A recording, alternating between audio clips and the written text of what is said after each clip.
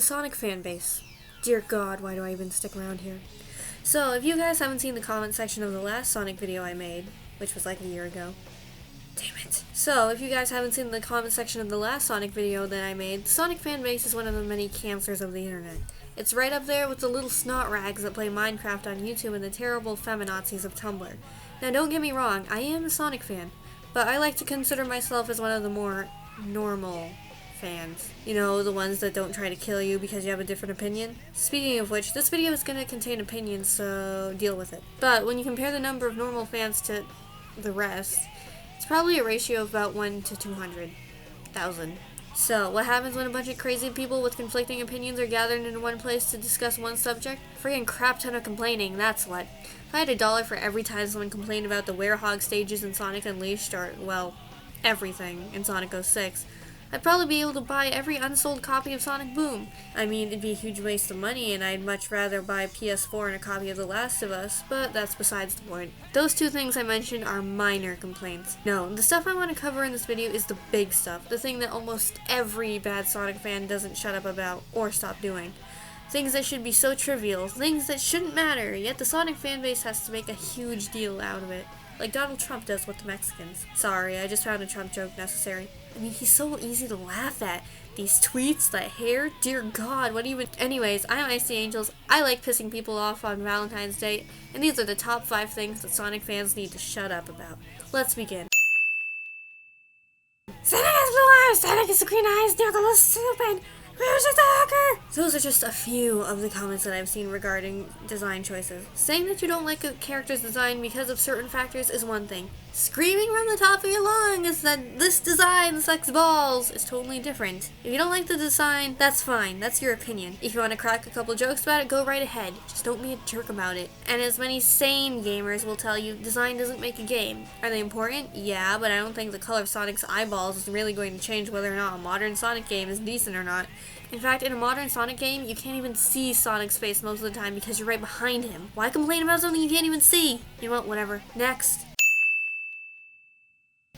Greg Smith is terrible as Sonic. Baby's new voice actor sounds like Minnie Mouse. Bruce sounds like a hooker. It's one of the most controversial things in the Sonic fanbase, and the worst part is that it's about real, living, breathing people with emotions who are active in the Sonic the Hedgehog community. For some reason. God knows I wouldn't be. Bless these people. So, not only does the Sonic fanbase enjoy attacking each other over their opinions, big surprise, on who in God's name voiced Big the Cat the best, but they also like to insult the voice actors themselves.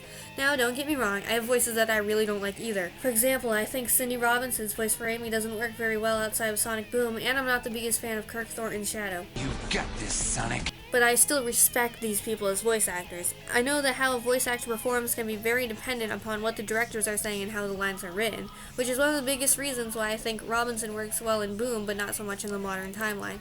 And as for Kirk Thornton, while I might not like his Shadow, I think he does a great job playing other roles, especially Orbot. But if I had $1 for every single time I saw someone freak out in a comment section about voice actors, I'd probably be able to actually buy Camtasia Studios instead of making up new emails just for the sake of being able to download the free trial over and over again. Why is this so expensive? Anyways, my point is that Sonic fans need to get lives and stop attacking people for doing their jobs. Next. Yeah. That should illustrate my point. So, other than whining about Sonic voice actors, what's something else I see in the comment sections of Sonic videos everywhere? People whining for Sonic Adventure 3. Yeah, I get it. For its time, the adventure games weren't all that bad. Sure, the controls were kind of slippery, the treasure hunting system was broken in Sonic Adventure 2, and a lot of the cutscenes were god-awful. That's Eggman! I wonder what happened to Sonic. But for making the jump from 2D to 3D for the first time, we're not counting Sonic 3D Blast. They did a pretty good job, but I don't see why people think that the next good Sonic game just has to be Sonic Adventure 3 for it to be a decent game. Were Colors and Generations Sonic Adventure 3? No. Were they good? Yes. And on the flip side, just because it's SA3 doesn't guarantee that it's going to be a good game. Sonic 06 and Sonic Heroes had a similar setup to the adventure games, but we all know that Sonic 06 was absolutely terrible, and whether or not Sonic Heroes is okay varies from person to person. And with how badly Sega screwed up Sonic Boom, the odds of them actually getting this game right aren't the greatest. On top of that, every single time a new game gets announced that's not titled Sonic Adventure 3, people start complaining immediately, like before they even see any of the gameplay. Saying that every game that they release sucks is part of the reason why we continue to get bad games. For example, people are starting to hate on Sonic Generations right now. You know, it's the same people that were praising it 5 years ago. So now, since Sega listens to its fans for some stupid reason, the likelihood of them releasing a game that plays similarly is low. And since Sega is always confused, we get games that are steaming piles of mushed together crap like Sonic Boom. Next. Oh, top 5 Sonic couples video, how much I love you so. You brought in a bunch of subscribers, you brought in over half of my total views, and you dragged in a bunch of crazy fangirls to attack me. Yes, 1 freaking year later, this crap still bothers me. Sonic shipping is incredibly stupid, and many, not all, but many of the people who do it get extremely butthurt when people call them out on their crappy ships. In a video where Son Amy fans are being called out for acting stupid or immature, you'd think that they wouldn't turn around and do exactly that, act stupid and immature. While there were a lot of Son Amy fans that were rational, and I give them the utmost respect, the ones that threw a fit are still ridiculous. If you were a Son Amy fan, wouldn't you want to disprove my point instead of doing the opposite? And almost every day, I see new comments that come in and more crazy shippers freaking out because one person who made one video didn't agree with your opinion. This is the Sonic series we're talking about. The focus isn't supposed to be on romance or relationships. It's supposed to be about going fast and living a life to the fullest. On top of that, these are fictional characters, people. I'm convinced that a lot of people still don't realize that. Speaking of which, what is up with all these people who want to date Sonic characters? You do realize that they're not real, right? And even if they were, why would you want to go out with an whatever, it's the internet, humanity is doomed. Next. The recolors, the crappy fan characters, the awful fan art, the weird roleplays, the terrible fanfictions, just Seriously, the only people that can make crappier Sonic content than Sega are the people that are following them. Now, I know what you're thinking, but Icy, you have fan characters and write fanfiction too! Yes, this is true, and I'd be a hypocrite if I didn't mention this. But here's the difference between me and the majority of people on DeviantArt and fanfiction.net.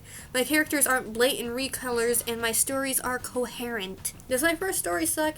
Yeah, it sucks balls. In fact, the only reason why it's still up on the internet is so that people can see how much I've improved as a content creator. But if you go through all the stories that I've written, you can visually see that I've gotten better as a writer. My sentences flow better. I develop characters more. My writing is more descriptive. I can capture emotions a lot better. But I've seen hundreds of fanfiction writers write a crap ton of stories and never get any better as content creators. And I've seen plenty of stupid concepts for fanfiction as well. Recently, my friends and I read a terrible story where Isabella Garcia Shapiro, yes, the one from Phineas and Ferb, finds Shadow as a baby in a bush for some reason and raises it as her and Phineas's kid.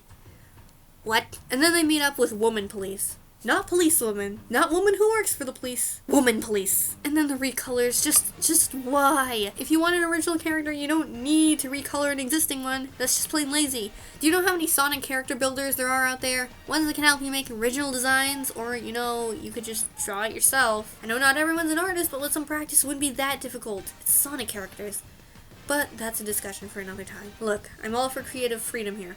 Unpopular opinion, but I don't mind fan fictions or fan characters. I think the fan base has created some pretty good content. I mean, just look at the fan movies and creations we have on YouTube, and all of the good stories and art we have on fanfiction.net or DeviantArt. But in so many places, the amount of bad outweighs the good. And if you don't make an effort to improve over time, what's the point? If you're doing it for fun, that's fine, I guess, but if you seriously want to be a good content creator, you should be trying to get better because that's what your fans deserve. Better content. And that's what I wish I could do for a lot of my fans. I want to be able to update more often with more consistency, but between school, extracurriculars, and everything else going on in life, it seems almost impossible. But who knows, maybe one day I'll be able to really give you guys the content you deserve.